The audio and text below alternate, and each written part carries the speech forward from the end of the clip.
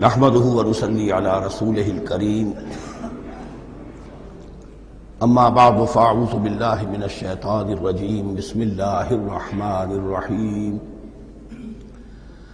سيقول السفهاء من الناس ما ولاهم عن قبلتهم التي كانوا عليها قل لله المشرق والمغرب يهدي من يشاء الى صراط مستقيم صدق اللہ العظیم۔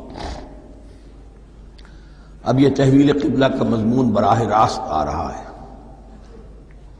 اس کے لیے تمہیدی 2 رکوع ہم پڑھ چکے ہیں۔ حضرت ابراہیم کا تذکرہ جو معمار ہیں بیت اللہ کے، ابو الانبیاء ہیں، امام الناس ہیں، انہی کی ایک نسل بنی اسرائیل ہے، انہی کی ایک نسل بنی اسماعیل ہے۔ ان کا دین کیا تھا، اس کی بنیاد کیا تھی، انہوں نے اور خود ان کے پوتے حضرت یعقوب نے اپنی اولاد کو کس بات کی وصیت کی تھی، اب وہ اولاد مختلف پگڈنڈیوں پر چل کر کہاں کہاں پہنچ چکی ہے، یہ سارا پس منظر ہے اصل میں اس تحویل قبلہ کے لیے۔ اور تحویل قبلہ پر پورے 2 رکوع آ رہے ہیں۔ اس سے بسا اوقات یہ خیال پیدا ہوتا ہے، میرے ذہن میں بھی کبھی ہوتا تھا کہ یہ ایسی بڑی بات کیا تھی جس کے لیے قرآن مجید نے اتنے شد و مد کے ساتھ اور اس قدر تفصیل کے ساتھ بلکہ تکرار کے ساتھ بات کی۔ تو اصل میں اس کو یوں سمجھیے کہ ایک خاص مذہبی ذہنیت ہوتی ہے، اور وہ مذہبی ذہنیت یہ ہوتی ہے کہ اعمال کے ظاہر پر ان کی توجہ زیادہ مرکوز ہو جاتی ہے، اعمال کی جو روح ہے زیادہ اس کی طرف توجہ نہیں ہوتی۔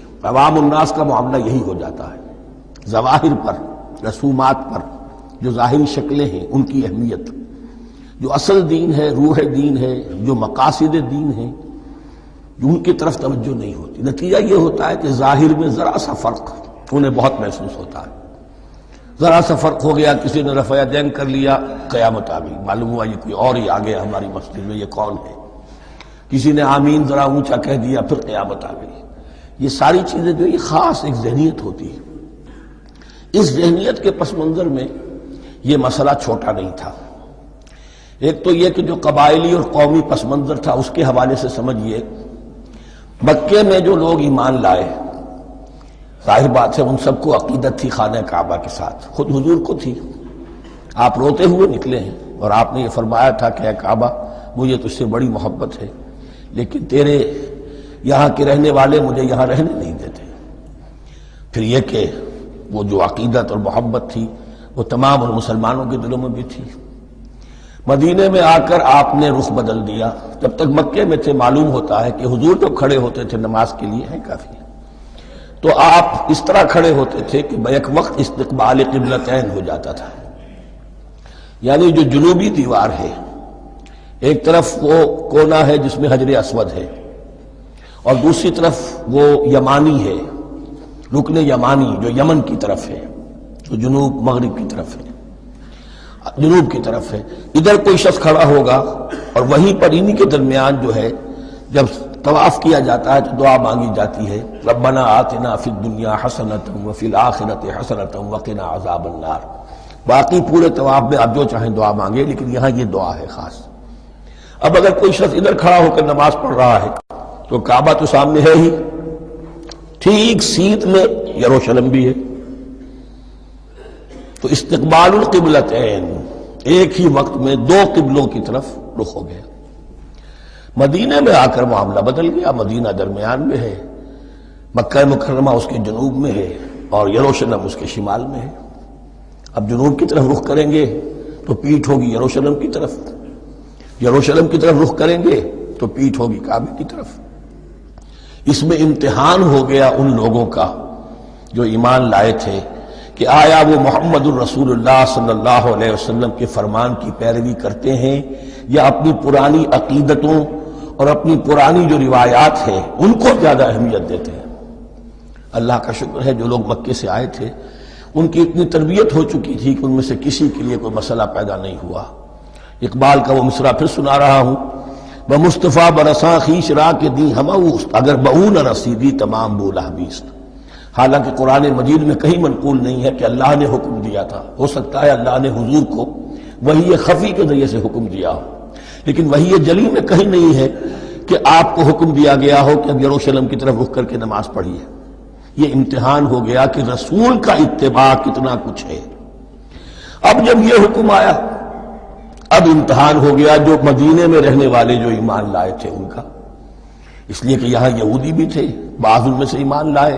عبداللہ ابن سلام رضی اللہ تعالیٰ عنہ تھے، ان کو علماء میں سے تھے، لیکن جو اور دوسرے لوگ تھے وہ بھی زیر اثر تھے یہود کے علماء کے، ان کے دل میں بھی یروشلم کی عظمت تھی. اب جب انہیں رخ کرنا پڑا تو یہ ان کے ایمان کا امتحان ہو گیا. تو یہ بڑا امتحان تھا اس میں کہ جو سب کے لیے مثمر تھا. اور مسلمانوں میں سے بعض لوگوں کے دلوں میں یہ خیال بھی پیدا ہوا ہوگا اگر اصل قبلہ یہ تھا تو ہم نے اب تک جو نمازیں پڑھی ہیں وہ تو پھر ہم نے غلط اس پر پڑھی. ہماری اتنی سالوں کی کسی کو ایمان لائے ہوئے 10 برس ہو گئے، ہماری ان نمازوں کا کیا بنے گا؟ وہ نمازیں ضائع ہو گئیں تو نماز تو ایمان کا رکن رکین ہے، تو بڑی تشویش پیدا ہو گئی. اس کے ساتھ ہی ایک مسئلہ یہ پیدا ہوا سیاسی اعتبار سے کہ یہود اب تک تو یہ سمجھ رہے تھے کہ حضور نے اور مسلمانوں نے ہمارا قبلہ اختیار کر لیا ہے، تو گویا کہ ہمارے کیمپ فالوورز ہیں، ہمارا تو انہوں نے اتباع کیا ہے، لہذا ہمیں کوئی خاص اندیشہ نہیں ان کی طرف سے.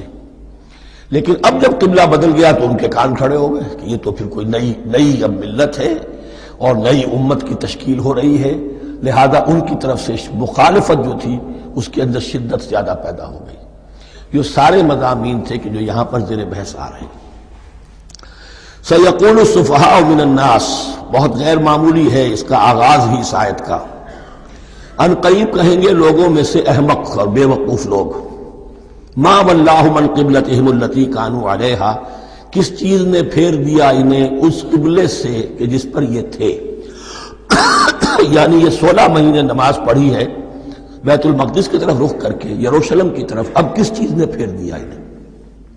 قُلْ لِلَّهِ الْمَشْرِقُ وَالْمَغْرِبُ دیکھیے وہی الفاظ جو 14ویں رکوع میں آئے تھے جو تمہید بن رہے تھے. کہہ دیجئے کہ اللہ ہی کے لیے ہے مشرق اور مغرب. گویا کہ شمال اور جنوب، مشرق و مغرب، شمال و جنوب، محاورے میں مشرق و مغرب زیادہ استعمال ہوتا ہے، سب اللہ کے ہیں، اللہ کسی سمت میں محدود نہیں ہے. یہدی من یشاء الی صراط مستقیم وہ جس کو چاہتا ہے سیدھے راستے کی طرف ہدایت دے دیتا ہے. وَكَذَلِكَ جَعَلْنَاكُمْ اب یہ خاص بات کہی جا رہی ہے، اے مسلمانوں تم اس تحویل قبلہ کو معمولی بات نہ سمجھو. یہ علامت ہے اس بات کی کہ اب تمہیں وہ حیثیت حاصل ہو گئی. وَكَذَلِكَ جَعَلْنَاكُمْ أُمَّةً وَسَطًا لِتَكُونُوا شُهَدَاءَ عَلَى النَّاسِ وَيَكُونَ الرَّسُولُ عَلَيْكُمْ شَهِيدًا.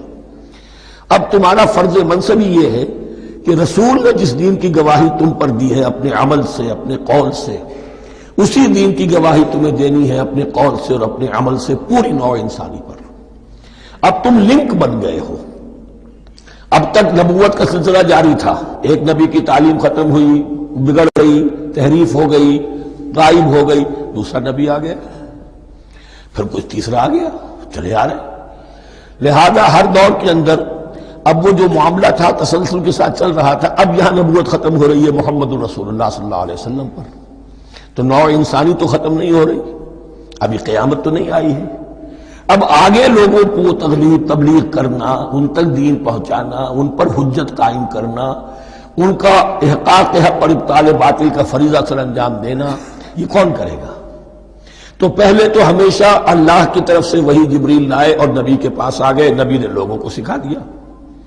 اب یہ کہ اللہ سے جبریل لائے محمد کے پاس، محمد نے سکھایا تمہیں، اور تمہیں سکھانا ہے پوری نوع انسانی کو، تو تم اب وہ درمیانی لنک ہو. وَكَذَلِكَ جَعَلْنَاكُمْ أُمَّةً وَسَطًا لِتَكُونُوا شُهَدَاءَ عَلَى النَّاسِ وَيَكُونَ الرَّسُولُ عَلَيْكُمْ شَهِيدًا. یہ مضمون زیادہ کھلے گا چل کر سورہ حج کی آخری آیات میں. اسی طرح سے مراد یہ کہ تحویل قبلہ ایک مظہر ہے اس کا. اس سے اب تم اپنی ذمہ داریوں کا اندازہ کرو، صرف خوشیاں نہ مناؤ، جشن نہ مناؤ، بلکہ یہ کہ یہ ایک بہت بڑی ذمہ داری کا بوجھ ہے جو تم پر آ گیا. کبھی ہم نے اپنے بندے محمد کے کاندھوں پر جب یہ بوجھ رکھا تھا تو ان سے بھی کہا تھا صلی اللہ علیہ وسلم انا سنلقی علیک قولا ثقیلا، اے نبی ہم آپ پر ایک بھاری بات ڈالنے والے ہیں. وہی بھاری بات بہت بڑے پیمانے پر اب تمہارے کندھوں پر آ گئی ہے.